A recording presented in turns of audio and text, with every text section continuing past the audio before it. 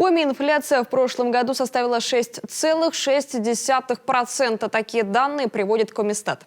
Напомню, в декабре 2020-го потребительская инфляция в регионе, да и во всей стране тревожно ускорилась. Вмешаться в ситуацию пришлось правительству страны. Павел Королев пообщался с жителями Сыктывкара и узнал, насколько сильно цены ударили по их кошелькам.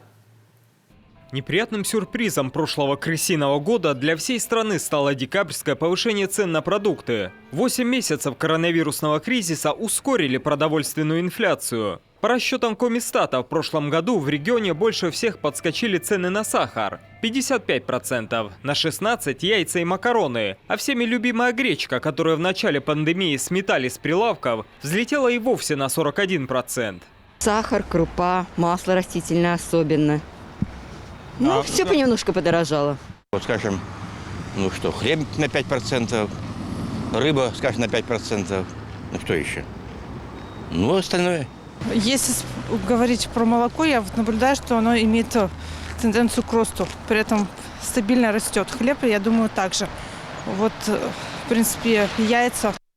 Согласно цифрам того же Комистата, непродовольственные товары за год подорожали на 5,8%. Рост показали легковые автомобили иностранных и отечественных марок. Из-за пандемии вырос спрос на медицинские товары. Вместе с ними подорожали табачные изделия, бытовая техника и мебель. Не остались в минусе стройматериалы и бензин. Последние два пункта повлияли на стоимость проезда и услуг.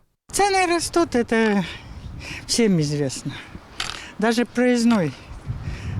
На 20 рублей подорожал. 400 был, сейчас 420. Работаю в плане ремонта, и у меня немножко тоже повысились цены. В прошлом декабре рост цен на базовые продукты стал отдельной темой совещания по экономическим вопросам при президенте. Тогда Владимир Путин возмутился факту, что в 2020 году был рекордный урожай зерновых. Мука отечественная, а цены на хлеб и макароны почему-то заграничные. Это пандемии не объяснишь. Причем без пандемии? Насчет сахара, песок. Сахарный песок. Министр сельского хозяйства сейчас докладывал. Внутреннее производство достаточно для того, чтобы покрыть внутренние потребности. А почему цены-то выросли на 71,5%? Слава богу, здесь стабилизация, как мне докладывают, происходит определенная. А подсолнечное масло 23,8%. И продолжает расти. Мука 12,9% выросла. Макаронные изделия 10,5%. Хлеб и хлебобулочные изделия на 6,3%. Это-то почему? Производители и торговые сети пошли навстречу. Первые снизили цены при поставке товара, вторые не завышали их при продаже. Так, некоторые ритейлеры заморозили цены на подсолнечное масло, сахар и яйца. Именно эти товары в прошлом году били рекорды. Сахар на одной цене стоит.